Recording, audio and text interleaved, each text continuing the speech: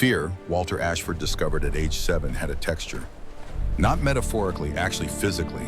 It lived in We your must hurry. throat The like shadows something grow long. solid. Then let us A not stone delay, you the couldn't elders await. swallow, couldn't Together spit we can out, face it. Indeed. couldn't do anything about except carry it there and learn to breathe around it. He'd learned this standing in his father's bookshop on a spring morning that smelled like rain and fresh bread from the bakery next door. An orc merchant had entered, tall, green-skinned, with the kind of presence that made the doorway seem smaller than it was. The orc had been smiling, a genuine smile, the kind that crinkled the corners of his eyes and showed small tusks that weren't threatening, just different. 7-year-old Walter had frozen. Not the dramatic freeze of adventure stories where heroes steel themselves for battle. The pathetic freeze of a rabbit spotting a fox. The freeze where your body stops being yours and becomes a thing that happens to you, heart hammering, hands shaking, breath gone shallow and fast and useless. The orc's smile had faded. He'd looked at Walter with something that might have been sadness or pity or disappointment, had nodded politely to Walter's mother, had left without buying anything. Walter's mother had held him for an hour afterward while he shook, hadn't said anything. Just held him and let him be terrified because sometimes that's all you can do. 20 years later, Walter still took the long way home.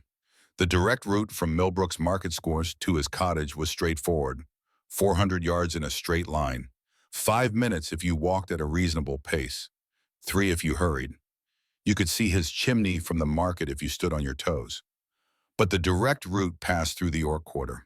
That's what everyone called it, though officially it was just the Eastern District, the section of Millbrook where Orc families had settled after the Treaty of Common Ground 15 years ago, where Orc craftspeople had shops, where Orc children played in the streets, where life happened in green skin instead of pink, and everyone pretended this was normal, this was fine, this was just how things were now.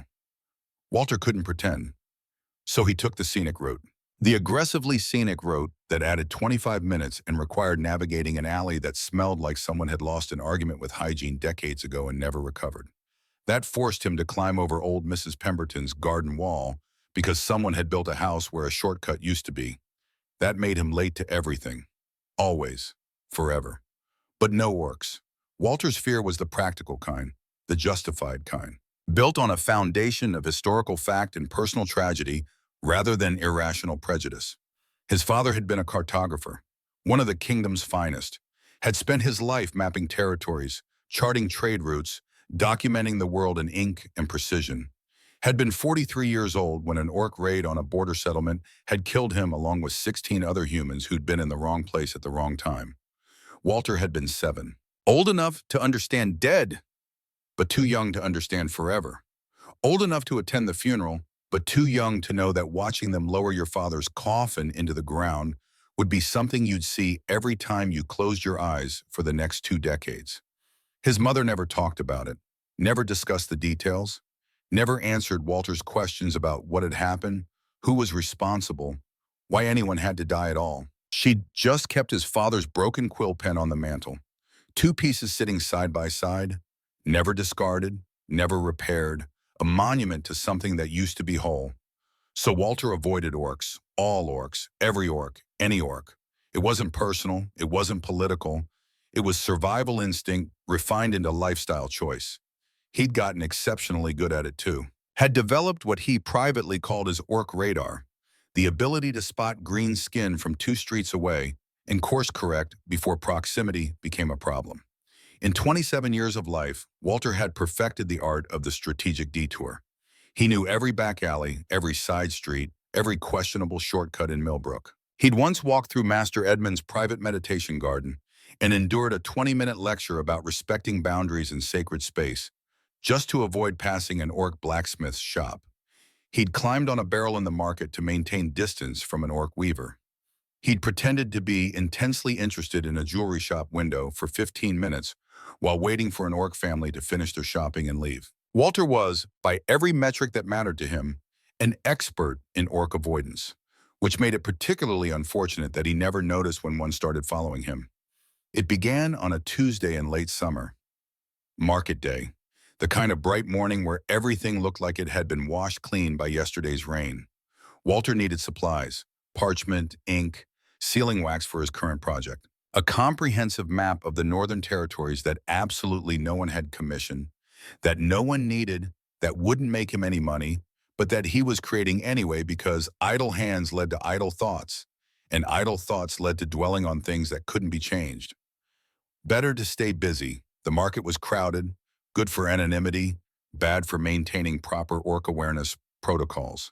Too many people, too much movement, too many sensory inputs to process simultaneously. Walter had just completed his transaction with Judith, the stationer who narrated her entire life to herself in third person, a habit everyone in Millbrook had learned to tune out when he felt it. That prickling sensation on the back of his neck, the evolutionary alarm system that said, "You are being observed." He turned quickly, scanned the crowd with the practiced efficiency of someone who'd spent 2 decades categorizing threats. Market chaos, farmers selling vegetables, children weaving between adults, a dog that had escaped its owner and was causing chaos near the cheese vendor. No orcs visible. Walter relaxed slightly. He was being paranoid, again. His mother's favorite criticism echoed in memory. You could find anxiety in sunshine, Walter. You'd convince yourself the light was plotting something sinister.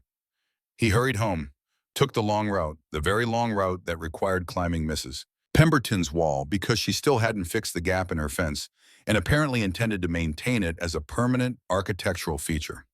By the time he reached his cottage, a small, book-infested structure on Millbrook's northern edge, he'd forgotten about the watched feeling entirely. What Walter didn't know was that 50 yards behind him, moving with the practiced stealth of someone trained in tracking, was an orc. Her name was Thessa Ironwood. She was 24 years old, stood at a height that made most human doorways apologize preemptively, and had skin the color of new spring grass. She also possessed what her Uncle Grom called the curiosity affliction, a polite way of saying Thessa had never encountered a mystery she didn't want to solve, a question she didn't want to answer, or a puzzle she didn't want to take apart and examine from every possible angle. And Walter, she'd decided 3 weeks ago, was absolutely fascinating. She'd first spotted him at the market, the pale human who moved like he was perpetually late for something critical, who carried books like other people carried weapons, who smelled like parchment and nervous energy. What caught her attention wasn't his appearance. All humans looked somewhat fragile to her, like they might break if you hugged too enthusiastically. What caught her attention was his behavior. He'd walked into the market square, made accidental eye contact with her, and then proceeded to take the most unnecessarily complicated route through the crowd that Thessa had ever witnessed.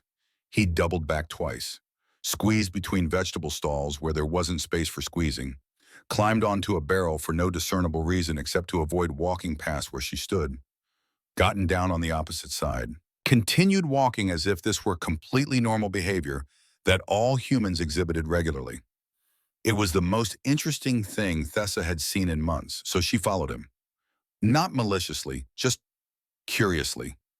The way you might follow an unusual bird to see where it nested, the way you investigated anything that violated expected patterns and suggested deeper complexity. And Walter, oblivious, anxious Walter, never noticed. Week 1, Thessa learned his routes home. All 3 variations, actually.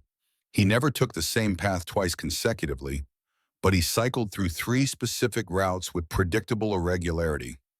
Week 2, she learned where he lived.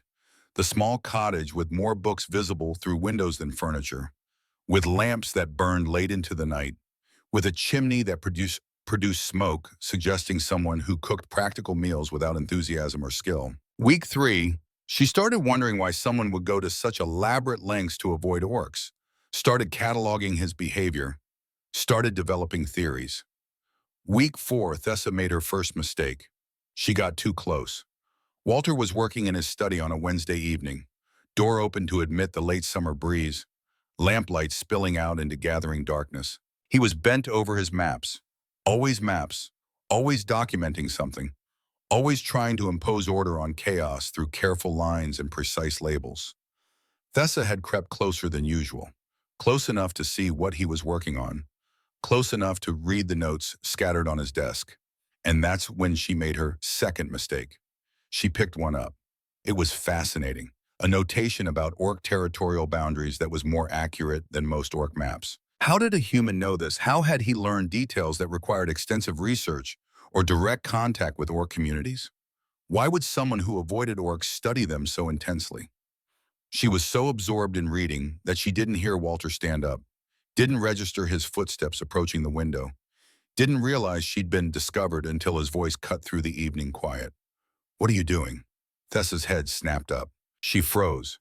A predator suddenly aware she'd become prey, roles reversed in an instant that defied comfortable categorization.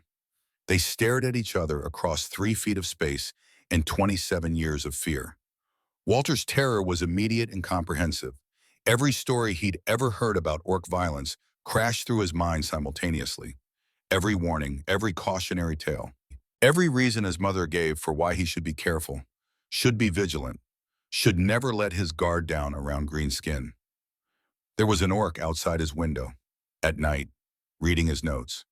This was how people died in stories: the moment of discovery, the instant of vulnerability, the second before violence erupted and changed everything. Thessa's expression could best be described as caught, like a child discovered doing something forbidden. Her eyes went wide. The paper fluttered from her fingers. She said. It was possibly the least threatening in the history of threatening situations.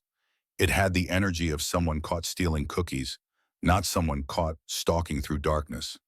Walter's brain rebooted. "What?" His voice cracked. He tried again. "What are you doing?" "Reading." Thessa said it like it explained everything, like it was obvious. Like standing outside someone's window at night reading their private notes was perfectly normal behavior that required no justification. "Reading. Your notes, they're fascinating. You spell mountain incorrectly, though. There's an A in the... Why are you reading my notes?" Walter's voice found itself, unfortunately discovered it was set to maximum volume, probably woke half the neighborhood. Thessa winced. "Could you perhaps not yell? Your neighbors already think orcs are loud." "I'm trying to challenge the stereotype." The sheer audacity of this statement, an orc who was literally stalking him, lecturing him about stereotypes, short-circuited Walter's panic. Didn't replace it with calm, replaced it with a different emotion: confusion, indignation, the slow dawning realization that he was having a conversation with an orc. Actually conversing with an orc who was outside his window at night.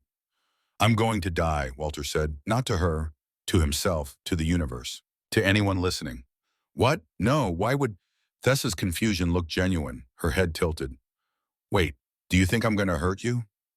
"You're an orc." "Yes. Outside my window." "Also true. At night. It's optimal reading time, fewer distractions, very peaceful." Walter stared at her. She stared back. Somewhere distant, a dog barked. The moment stretched. "How long?" Walter said slowly, carefully, like he was diffusing something explosive. "Have you been following me?" Thessa had the decency to look embarrassed.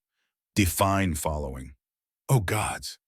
Listen, it sounds worse than, you've been stalking me." "I prefer observing from a respectful distance. Stalking has negative connotations." Walter sat down. Not gracefully. His legs simply stopped supporting weight. He dropped onto the floor of his study and stared at nothing, trying to process that an orc had been following him for weeks. Weeks. And his entire sophisticated orc avoidance system had been completely useless. "I'm very good at not being noticed," Thessa offered, as if this helped. "Uncle Grom says I'm the quietest orc in 4 valleys." "That's..." Walter stopped, started again. "That's not the point." "What is the point?" "The point is you've been following me." "Well, yes, but I had good reason." "What possible good reason?" "You're interesting." Walter blinked. "I'm what?" "Interesting. Fascinating even. You avoid orcs like we carry plague. But you study us. I've seen your maps. You know more about orc territories than most orcs. You're terrified of us, but obsessed with us. It's..." Thessa gestured expressively. "It's like watching someone fear water while writing encyclopedias about swimming." I wanted to understand why. The silence that followed had weight, had texture, had the quality of something fundamental, shifting. "My father," Walter said quietly, "died in a raid when I was 7. Thessa's entire demeanor changed, softened. Her eyes, amber he noticed now, like honey catching light. filled with something that looked like genuine sorrow. "Oh," she said, "I'm, I'm sorry, Dawn. So yes, I'm scared. I've been scared my entire life. But fear doesn't make you wise, it just makes you small. And studying something, understanding it, that's the only way I know to deal with being afraid." That's, Thessa sat down too, right there outside his window, like they were having a completely normal conversation instead of an utterly bizarre confrontation. That's actually brilliant. Most people just stay afraid. Most people don't have strange orcs following them home. I'm not strange, I'm curious. There's a difference. Against all logic, against every instinct, Walter felt his fear beginning to shift. Not disappear. 20 years of terror didn't vanish in one conversation. But it changed. Because this orc, this green-skinned, window-lurking, note-reading orc, didn't match his nightmares, didn't match the stories, didn't match anything except the profile of a person who was genuinely, awkwardly, apologetically curious. "You can't keep following me," Walter said. "I know. I'm serious. I know. This whole situation is weird, inappropriate, definitely violating several social boundaries." Thessa looked sheepish. "Uncle Grom would say I have the social awareness of an enthusiastic boulder." Despite everything, Walter felt his mouth twitch, almost smile, almost. "You can't keep following me," he repeated. "I won't. I promise." Thessa paused. "Can I visit, though?" "What?" "Visit, like normal people, with knocking on doors and everything." Very civilized, very not stalking. She gestured at his study. "You have so many books, and I'm trying to improve my common vocabulary. Uncle Grom's teaching me, but his word selection is mostly weapon-focused. Sword and axe, and the pointy end that makes enemies reconsider choices. It's limiting." Walter should have said no, should have told her to leave and never return, should have maintained his carefully cultivated distance from everything orc-related, everything green-skinned, everything that reminded him of that morning 20 years ago when his father stopped being alive and started being memory. But he looked at her face, at the genuine hope there, at the curiosity that reminded him uncomfortably of himself at 7, before fear had replaced wonder. "One book," he heard himself say. "You can borrow one book." Thessa's grin was like sunrise, sudden, bright, impossible to look away from. "Really?" "One, and you have to return it. And you have to use the door like a normal person. No more window lurking." "Deal, absolutely. I swear on Uncle Grom's button collection, which is very serious because he loves those buttons more than most relatives." She stood, brushed grass off her leather trousers. "I'm Thessa, by the way. Thessa Ironwood. Should have led with that. Mother always says I have the social skills of a very enthusiastic boulder." Walter Ashford." "I know, I heard Judith mention it. She talks to herself constantly." "Does she realize she does that?" "Everyone realizes. She narrates her entire existence like she's the protagonist of her own epic." Thessa laughed. It was a good laugh, loud but warm, the kind that made you want to laugh too, even if you didn't fully understand the joke. "I like her. She's wonderfully peculiar." "You're one to talk," Walter muttered. "Thank you," Thessa said, apparently interpreting this as a compliment. "Same time tomorrow, I'll use the door. Promise." Very civilized and definitely not creepy. Then she left, just walked away into darkness like this was all perfectly normal, like she hadn't just overturned Walter's entire carefully maintained worldview. Walter sat on his floor for another 20 minutes, trying to understand what had just happened, trying to understand why he'd agreed to let an actual orc, visit his home, trying to understand why the idea didn't terrify him quite as much as it should. He looked at his father's broken quill pen on his desk, the two pieces that had sat there for 20 years. Never whole, never discarded. "I'm either very brave or very stupid," Walter told the pen. The pen, as usual, offered no opinion. But somewhere in the darkness, Thessa was walking back to the orc quarter with a smile on her face and a mystery that felt partially solved, but mostly just more interesting than before. Because here's what she hadn't told Walter. What she hadn't told anyone except Uncle Grom. She hadn't followed him on a whim, hadn't stumbled across him by accident, had been looking for him specifically. Because 3 months ago, her grandmother had died. Old Shura Ironwood, who'd lived through the wars, through the peace, through the treaty that ended formal hostilities but couldn't end informal hatred. Who'd spent her final years talking about bridges and understanding and the human cartographer she'd met 22 years ago at a trade conference. A man who treated her like a person rather than a monster, who discussed maps and territories and possibilities with genuine respect. His name was Ashford, Shara had whispered in her final days. David Ashford. He understood that borders are just lines we draw because we're afraid of what lives on the other side. He was working on something. A map that showed connections instead of divisions. We talked about it for hours. She'd gripped Thessa's hand with surprising strength. Find his family. If they're still making maps, if they're still trying to understand, tell them Shara remembered. Tell them the work mattered. 2 weeks later, Shara had died. Thessa had spent a month wrestling with the promise. Then she'd packed a bag, convinced Uncle Grom to let her travel, and made her way to Millbrook with nothing except a name, a promise, and no idea what she'd actually find.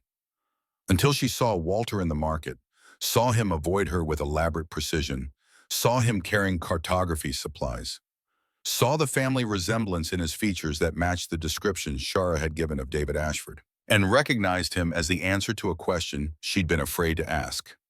Do bridges still matter when the people who built them are gone? Now walking home through streets that were half familiar after 3 weeks, Thessa wondered what she'd gotten herself into. She'd come looking for answers about her grandmother's friend.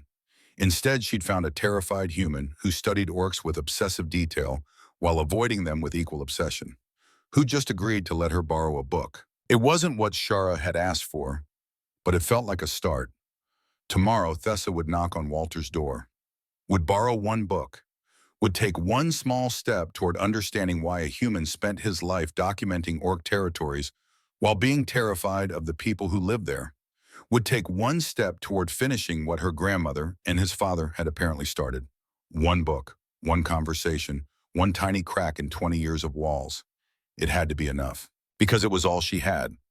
The next evening, Thessa knocked on Walter's door at exactly 7 o'clock. Not hammering, not pounding, a polite, civilized knock that somehow still managed to sound enthusiastic, like the knuckles doing the knocking were excited about their job. Walter opened the door with the expression of someone expecting disaster, but hoping for mild catastrophe instead. Thessa stood there, grinning, holding what appeared to be fresh bread wrapped in cloth. Uncle Grom said you can't visit people without bringing food. It's tradition, or possibly just something he invented. He does that sometimes, makes up traditions that sound official. But I brought it anyway because ignoring potential traditions feels risky. That's... Walter stared at the bread, at the orc, at the completely absurd situation he'd somehow agreed to. That's very thoughtful. Can I come in? Or do humans have rules about invitations? Like vampires? Are you a vampire? You're quite pale. Should I be concerned? I'm not a vampire, and yes, you can come in. Thessa stepped through the doorway and immediately had to duck because Walter's cottage was built for average human height, not orc height. She looked around with open fascination, eyes going wide. You weren't exaggerating about the books. This is magnificent. It's like a library had children with a house. I like to read. Clearly, she was already gravitating toward his shelves, scanning titles with the intensity of a hunter tracking prey. You can look. Please don't break anything. I'm not that clumsy. I only broke 2 things last week. 3 if you count the chicken, but that was the chicken's fault for occupying floor space. And just like that, impossibly, inexplicably, the tension began to dissolve. Not completely. Fear that had lived in Walter for 20 years didn't evaporate after one evening.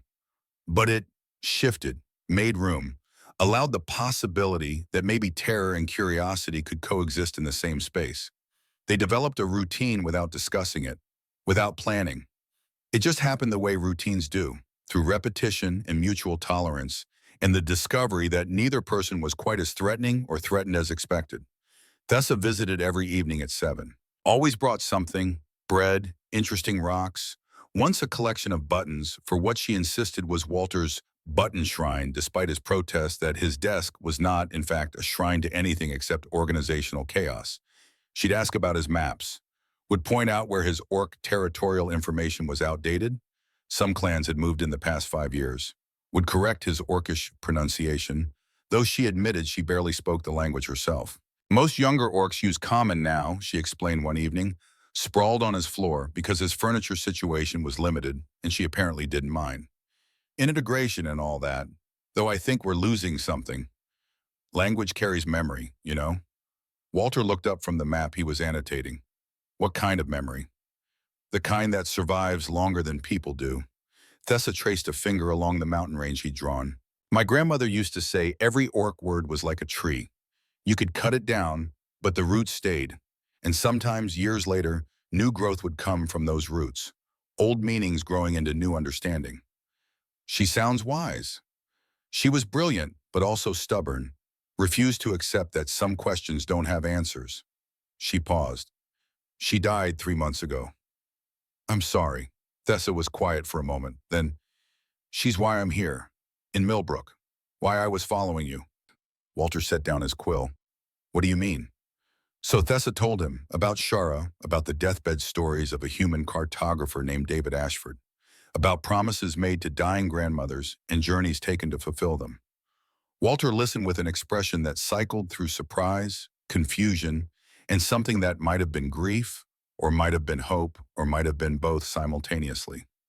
My father, he said when she finished. You're talking about my father. I suspected, hoped, wasn't certain until now.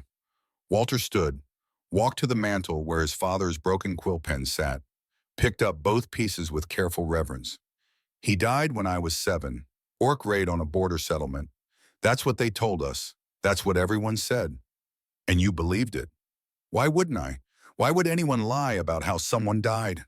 Thessa stood too, moved to stand beside him, careful to maintain distance, careful not to crowd. My grandmother never mentioned a raid. She talked about your father like he was a colleague, a friend, someone working toward the same goal, understanding instead of division. Walter turned the quill pieces over in his hands. 20 years of accepting one narrative. 20 years of building fear on a foundation that might be constructed from lies or partial truths or misunderstandings that nobody questioned because questioning hurt too much. I don't know what to believe, he admitted. Then don't believe anything yet. Just consider that maybe the story you were told isn't the whole story. Maybe there's more. They stood in silence for a long moment. Then Walter made a decision that terrified and thrilled him in equal measure. Help me, he said. Help me understand what really happened. You knew your grandmother. I have my father's notes. Maybe together we can figure out what they were trying to build. Thessa's smile was smaller this time, serious. I'd be honored. Week 3 of Thessa's visits, Walter's mother arrived. Eleanor Ashford had a key to her son's cottage, used it whenever she felt Walter was hiding from life again, which was often. The door opened without warning. She walked in carrying a basket of herbs, saw the orc sitting in her son's study, and said, "Oh, thank goodness, you finally got company that isn't made of paper." Mother, hello, Thessa bounded to her feet. I'm Thessa Ironwood. I've been accidentally stalking your son, but we've moved past that, and now we're friends. Possibly. He let me borrow a book, so I think that qualifies. Does that qualify? Human social conventions are confusing. Eleanor looked at Walter. Walter tried to convey with his expression that he'd had no control over any of this. His mother's expression replied that she didn't believe him, but approved regardless. Eleanor, she said to Thessa, Walter's mother, and yes, that qualifies as friendship. Welcome. Would you like tea? Is human tea good? I've never tried it. Orc tea is basically just hot water with aggressive herbs. Ours has actual flavor. Come help me make some and tell me how my son managed to acquire an orc friend without dying of anxiety first. They disappeared into the kitchen. Walter stood in his study, listening to his mother and an orc chat like old acquaintances, and wondered when his life had become this surreal. Over tea, which Thessa declared surprisingly not terrible, Eleanor asked questions. What was orc leatherwork like? Did they really have superior metallurgy? Was it true orcs could navigate by stars alone? Thessa answered everything enthusiastically, and slowly, carefully, steered the conversation toward what she really wanted to know. Walter mentioned his father was a cartographer. Eleanor's expression softened, became complicated. David was extraordinary. He could look at terrain and see not just what was there, but what connected it to everything else. Rivers as highways, mountains as meeting points rather than barriers. That's beautiful. He was beautiful. Eleanor's hands wrapped around her teacup. Before he died, he was working on something, a major project. He wouldn't tell me details, said it was safer if I didn't know. But I'd see him at his desk late at night, drawing maps that showed human and orc territories together. Not separate, integrated. Thessa's heart was hammering.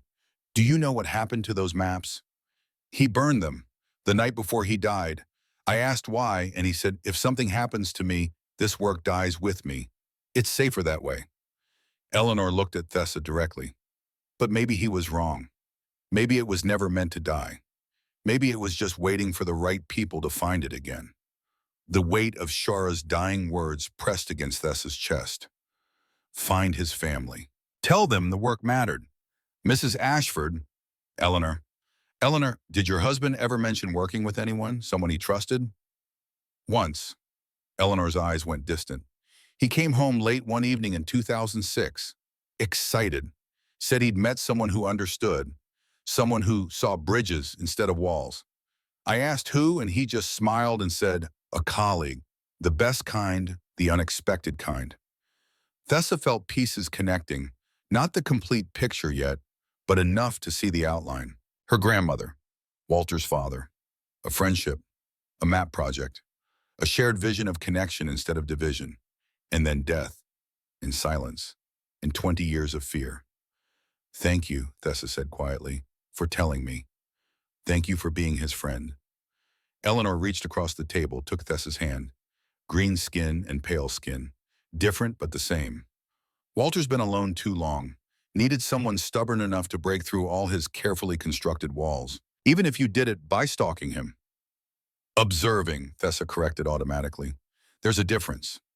Eleanor laughed. I like you. You're good for him. But as Thessa walked home that evening, she felt the weight of deception. She was good for Walter, perhaps, but she was also lying to him. Every day, with every visit, by not telling him that she'd come to Millbrook specifically seeking his family. By not revealing that their connection was an accident, it was agenda. By not telling him that their fathers had died together, working on the same project, killed for the same reason. Week 7, the village started talking. Judith saw everything from her bakery window, narrated it all to herself at maximum volume. And then Judith observed the orc entering Walter's cottage again, 6th consecutive day. And then Judith pondered whether this was concerning. And then Judith decided it probably was concerning, but Judith doesn't gossip, so Judith will just note it internally. The village, it turned out, was eager to gossip on Judith's behalf. Thessa noticed it first at the market, conversations that paused when she walked by, looks that lasted too long. Not openly hostile, Millbrook prided itself on being progressive, on following treaty requirements, but uncomfortable, suspicious. She ignored it. She dealt with worse. Had grown up in a world where humans looked at green skin and saw monster first, person second, if at all. A few stares wouldn't stop her.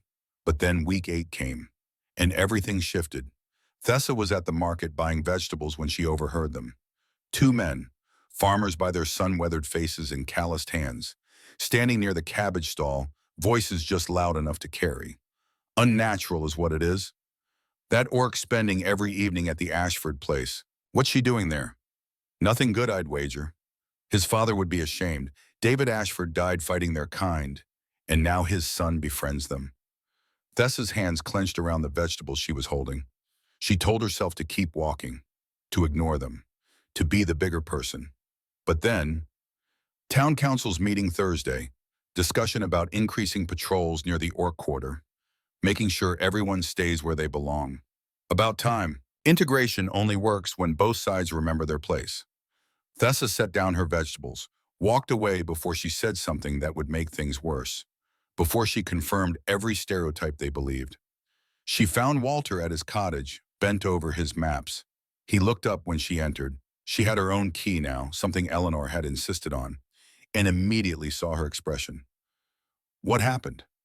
So she told him. Everything, the whispers, the looks, the town council meeting. Walter listened with growing anger. They can't. Integration is treaty mandated. They can make life difficult. So that's what they're good at, making things difficult enough that you leave voluntarily. You're not leaving. I might have to. No. Walter stood, walked to where she sat.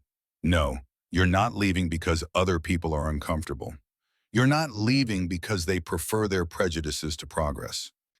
Walter, my father spent his life trying to build bridges.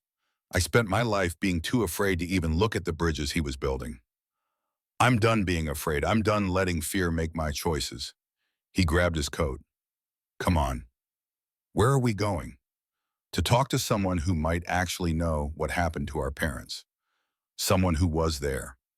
They walked through Millbrook together, through streets where people stared, where conversations stopped, where history and hope collided in uncomfortable ways.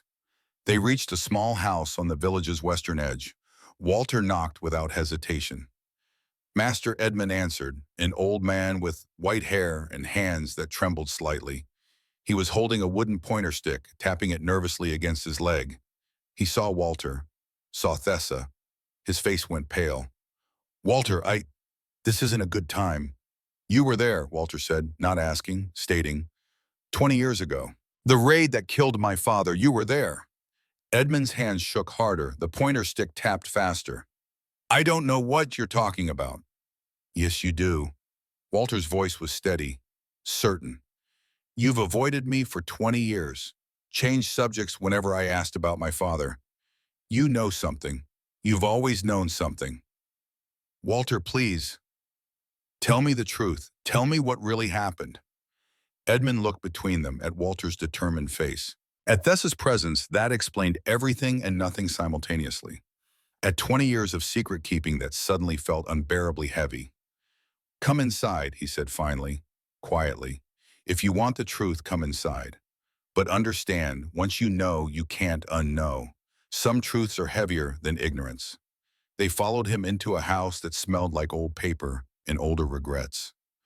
Edmund sat heavily in a chair by his fireplace. The pointer stick continued its nervous percussion. It wasn't a raid, he said finally. 20 years ago. What they told you, what everyone believes, it's a lie. Walter's breath caught. Thessa reached for his hand without thinking. Found it. Held on. There was no orc attack on the settlement, Edmund continued. There was a meeting, a secret meeting.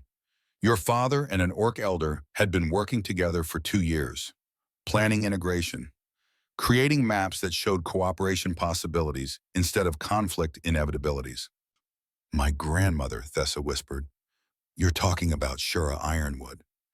Edmund's head snapped up. You're related to her granddaughter, yes. The old man's face crumpled. Then you should know, both of you should know, they were close to something remarkable, a framework for actual peace, not just treaty compliance, but genuine understanding. What happened? Walter's voice was barely audible. Extremists, both sides, humans who didn't want peace, orcs who didn't want integration. They found out about that meeting, came armed. Edmund's voice broke. I was there as a witness, as someone documenting the agreement. I thought I'd be recording history. Instead, I watched it burn. They were murdered, Thessa said flatly. My grandmother and his father. Killed to stop peace. Yes, and then they made it look like a raid. Burned the evidence. Killed most of the witnesses. He looked at his shaking hands. I hid, like a coward. I watched them die and did nothing. And then you came back and told everyone it was a raid, Walter said.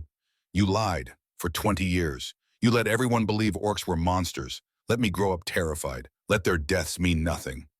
I was afraid, Edmund's voice rose, defensive and desperate. If I told the truth, they'd come for me next. So I chose survival, chose silence, and I've been living with that choice every day since. Walter stood. He was shaking, with rage or grief or revelation. Impossible to tell. Possibly all three. The extremists, he said carefully. What happened to them? Edmund looked down.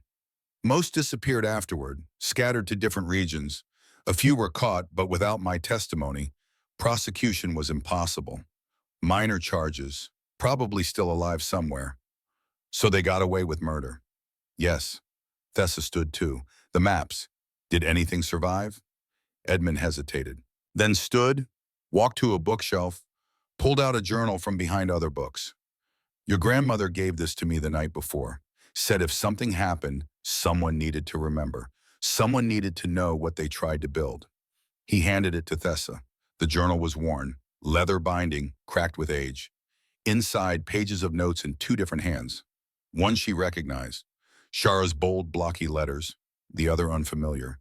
David Ashford's careful, precise script. Maps, trade routes, integration proposals, cultural exchange frameworks, all annotated with hope and possibility, and the kind of detail that came from people who believed they were building something that would outlast them. The last entry was dated March 14th, 2007, one day before they died.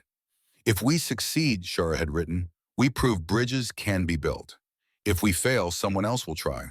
That's the nature of hope. It survives longer than people do. Thessa's hands trembled as she held the journal. Walter read over her shoulder, his breath catching, as he recognized his father's handwriting. Why now? Thessa asked Edmund. Why are you telling us this now? Because I'm old. Because I'm tired of being a coward. And because he looked at them standing together, human and orc, their father's work made flesh. Because you're exactly what they hope for. The next generation. The ones who might actually finish what they started.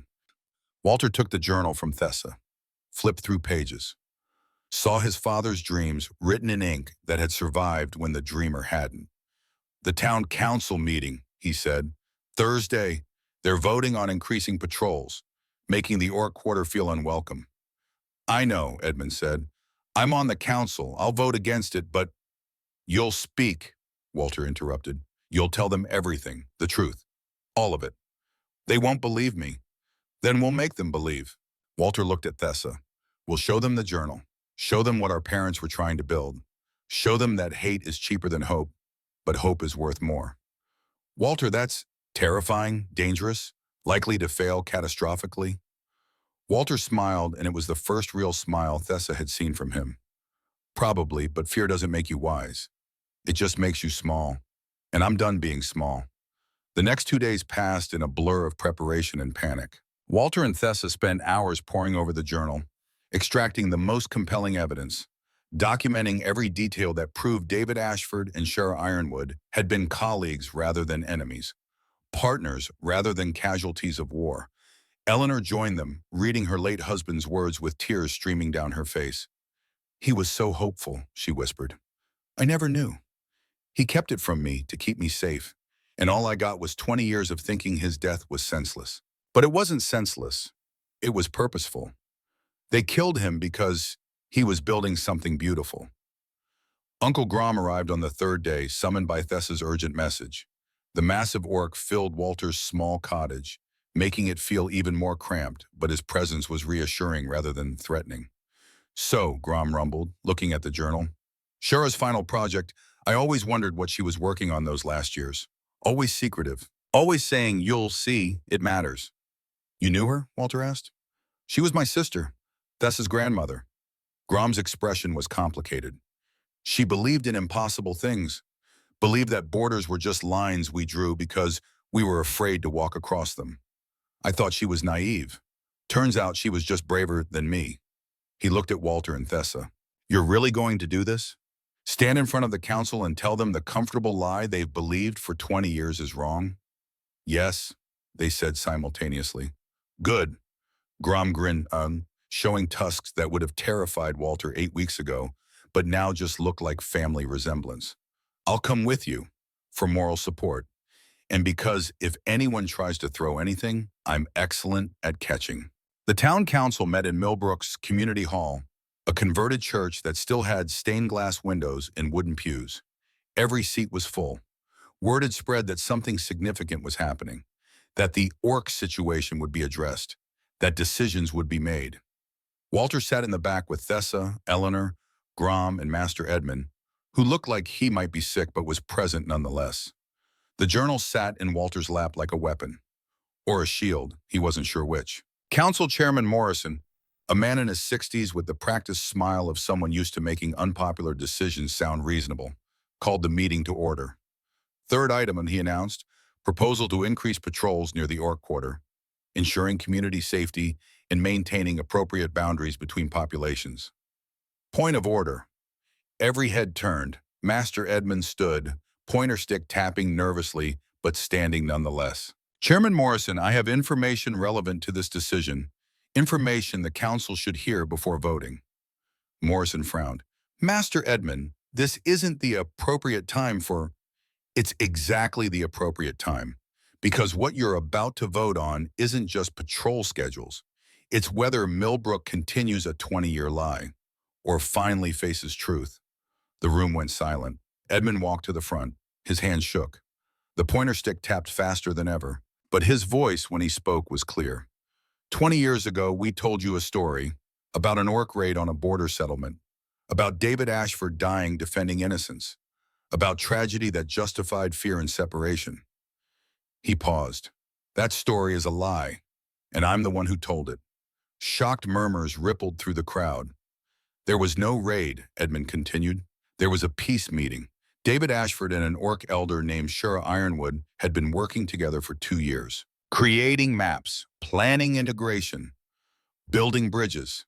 His voice cracked. I was there as witness, as someone supposed to document this historic agreement, and I watched as extremists from both sides attacked, killed them both, then made it look like a raid, made it look like orcs were monsters and humans were victims. The room erupted. Shouts, denials, demands for proof. Morrison hammered for order. Master Edmund, these are extraordinary allegations. Do you have any evidence? We do. Walter stood, walked forward. Every eye tracked his movement. He held up the journal. My name is Walter Ashford. David Ashford was my father. This is his journal. 2 years of collaboration with Shura Ironwood. Maps, plans, dreams, all leading to that meeting in March 2007. All ending with their murders. He set the journal on the council table, opened it to the last entry. My father wrote, peace is not absence of conflict. Peace is choosing to build bridges instead of walls every single day. He died building those bridges, and we've spent 20 years pretending he died fighting enemies, pretending his death justified our fear. Walter looked around the room, at faces ranging from skeptical to hostile to curious. You want to increase patrols in the Orc quarter. Make life difficult enough that orcs leave voluntarily. That's your choice. But understand what you're choosing. You're choosing to let murderers win. To say their violence was justified. That fear matters more than truth. That bridges aren't worth the risk. Thessa stood beside him. My grandmother died 3 months ago. Her last words were about David Ashford, about the work they did together, about hoping someone would finish it. She gestured at the journal. We have, Walter and I, we've completed their map, shown where humans and orcs could cooperate instead of just coexist, where we could actually integrate instead of just tolerating each other.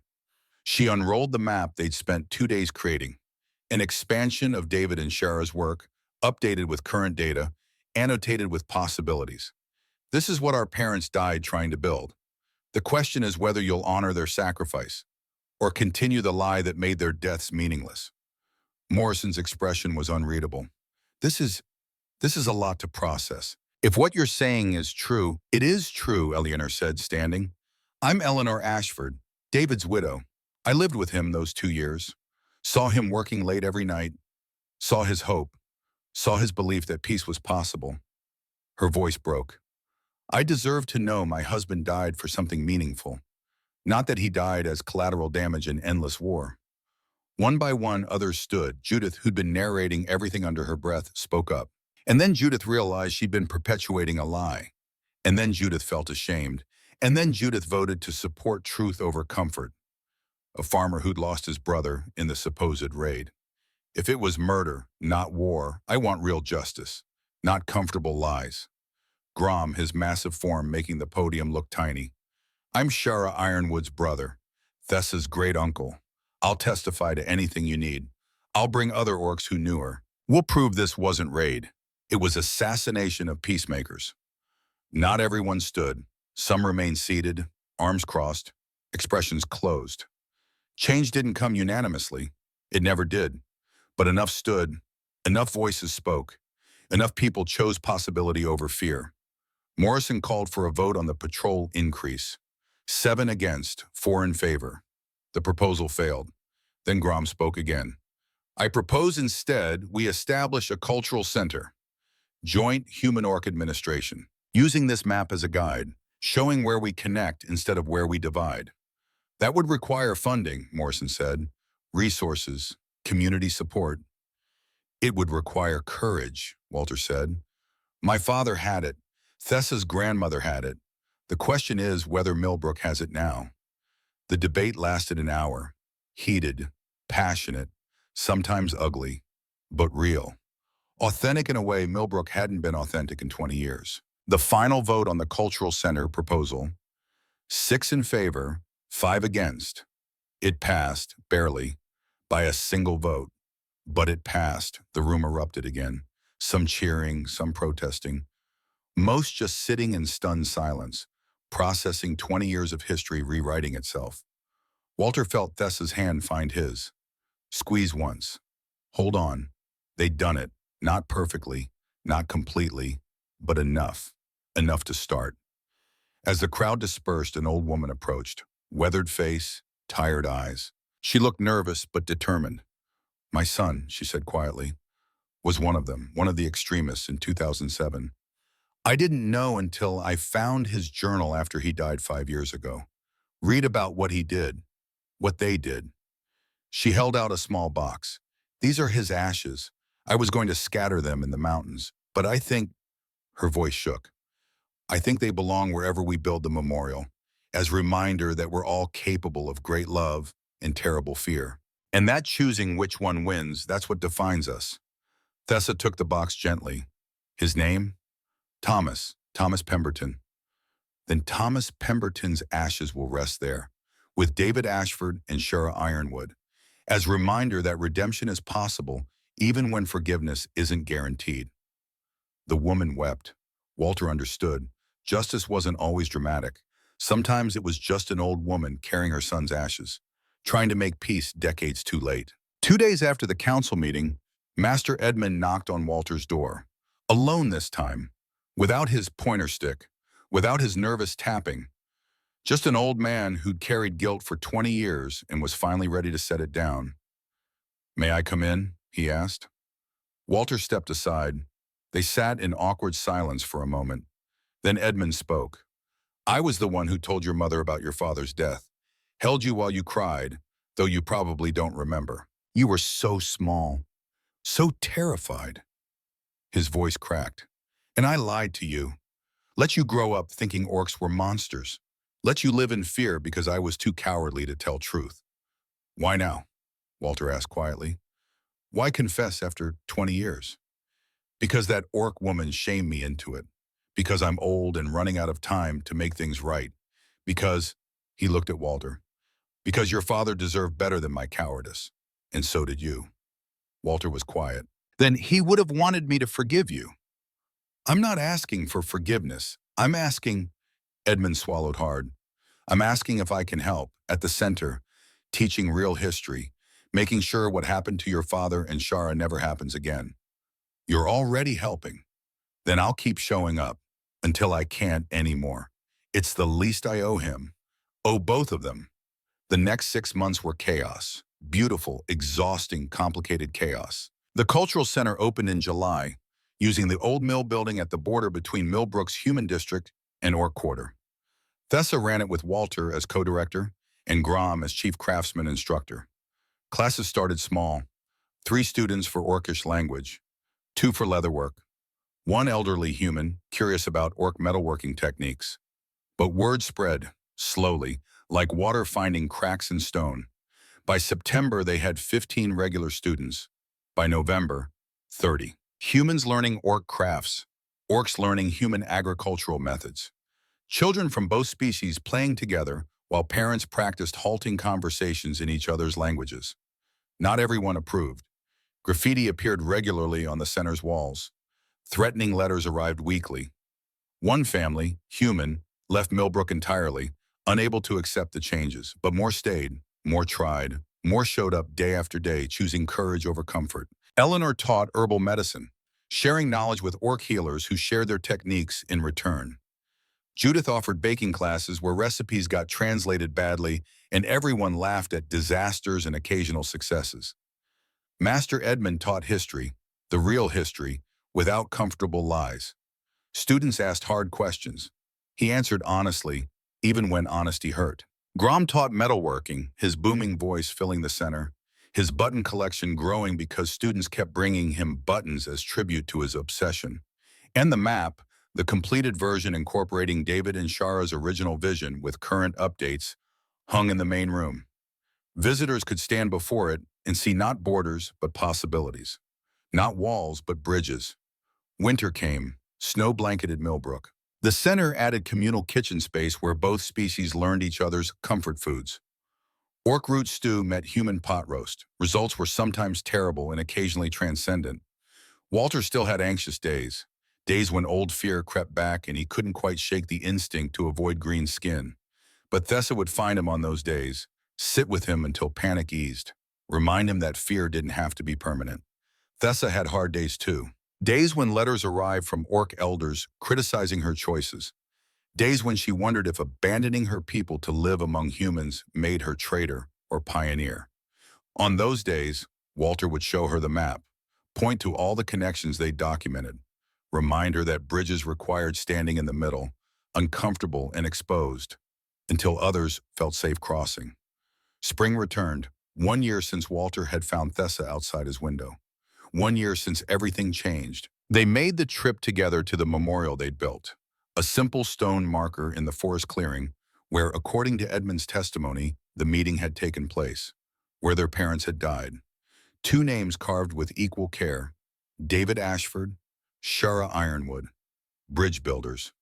Walter knelt, set a copy of their completed map at the stone's base. "We did it, Father, not perfectly. It's messy and complicated and might fall apart tomorrow. But we're building, just like you wanted." Thessa placed her grandmother's journal beside the map. "You were right, grandmother. Hope does survive longer than people.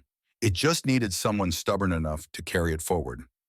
They sat in silence for a while, 2 people from different worlds, bound by loss and purpose, and the stubborn belief that their parents' deaths had to mean something. Eventually, they walked back to Millbrook, back to the center, back to the work that never quite ended, but never quite felt like burden either. Grom was teaching metalworking, 3 human apprentices watching as he shaped steel into something beautiful. Eleanor was debating cheerfully with an orc healer about whether garlic or moss prevented infection better. The answer, they'd eventually agree, was both. Judith was narrating her baking lesson, but students now laughed with her instead of at her. Edmund was showing teenagers the journal, answering hard questions with painful honesty. And in the center of it all, the map. Showing connections, showing possibilities, showing what happened when people chose to build instead of fear. Walter stood in the doorway watching it all, feeling something settle in his chest. Not quite peace, not quite certainty, but something close. Purpose, maybe. The kind his father had carried. The kind that survived longer than individual lives. "You're thinking too hard," Thessa said beside him. "I can hear it from here. Just wondering if they'd be proud, our parents. I think they'd be terrified by how reckless we are, how we took their careful, secret work and made it public and loud." "Is that a compliment?" "It's an observation, but yes, also a compliment." Walter smiled. "You've gotten better at this, the complimenting thing. I've had good teachers. You've gotten better at the not avoiding orcs thing. I still avoid some orcs, just not you." "I'm honored, I think." They stood together watching their community, because that's what it was now, a community, not just a project, laugh and learn, and stumble through the complicated work of building bridges. 5 years later, the cultural center was a permanent fixture. 3 buildings now instead of 1, a library, a workshop, a gathering hall that hosted celebrations for both human and orc holidays. Walter was 32, gray appearing at his temples despite his relative youth. Lines around his eyes from 5 years of smiling more than he'd smiled in the previous 27. Thessa was 29, taller or maybe just standing straighter. Her presence no longer something that made Walter flinch, but something that made him feel grounded. They weren't romantic partners. Their relationship had settled into something deeper and stranger than romance. Something that looked like family but felt like partnership. Like two people who'd chosen each other and kept choosing each other every day, despite a world that suggested they shouldn't. The center had trained 47 apprentices, taught 200 students, facilitated 12 business partnerships between human and orc craftspeople, served as neutral ground for 3 dispute resolutions that might have turned violent without intervention. It wasn't perfect. Some weeks were disasters. Some months they nearly ran out of funding. Some days Walter wanted to quit because progress felt impossible and hope felt foolish. But they didn't quit, because quitting meant admitting their parents had died for nothing, and that wasn't acceptable. On a spring evening, Walter was cataloging new maps when Thessa called out, "Walter, someone's here." He emerged to find a young orc standing in the doorway, maybe 17, carrying a pack that clinked with the sound of metal. "I'm looking for Thessa Ironwood," the orc said nervously. "That's me," Thessa said, stepping forward, then froze. "Cora?" The young orc grinned. "Surprise, I ran away from the tribal territories. Told the elders they could keep their narrow worldview. Came to find you instead." Thessa hugged her cousin so hard she lifted her off the ground. "Does this means I want to learn, want to help, want to be part of whatever you're building here." Cora looked around the center. Grandmother Shara used to tell stories about this place, about humans and orcs working together. I thought they were just stories, but they're not, are they? "No," Walter said, stepping forward. "They're not just stories. They're what happens when people choose building over fearing." Cora looked at him. "You're Walter, David Ashford's son." "I am. My grandmother said your father was brilliant, said he understood that maps aren't just about showing where things are, they're about showing where things could be." Walter felt his throat tighten. She was right.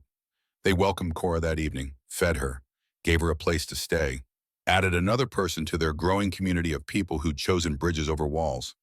10 years after the center opened, Millbrook was a different place. Not transformed, not perfected, just different. Better in small ways that accumulated into significance. The Orc Quarter was no longer called the Orc Quarter. It was just the Eastern District, where people lived. Green-skinned and pale-skinned, both. Children who'd grown up attending the center were now young adults. Some had left for other regions, carrying the center's philosophy with them. 3 had started similar projects in neighboring towns. Judith had died peacefully in her sleep at 84. Her last words narrated to herself. And then Judith thought, what a wonderful story this life has been. Master Edmund died 2 years after Judith, left his entire estate to the center. Included a note, "For the work I should have supported 20 years ago."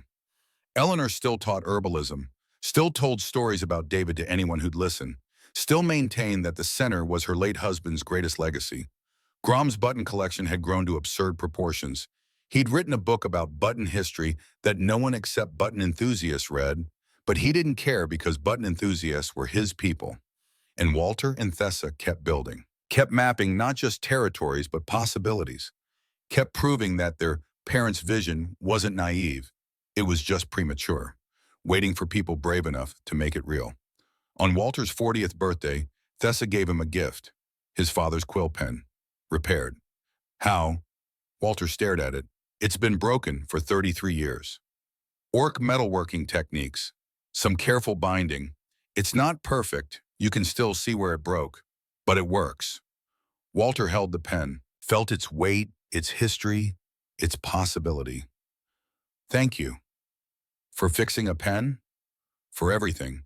For following me home. For being too stubborn to let me stay afraid.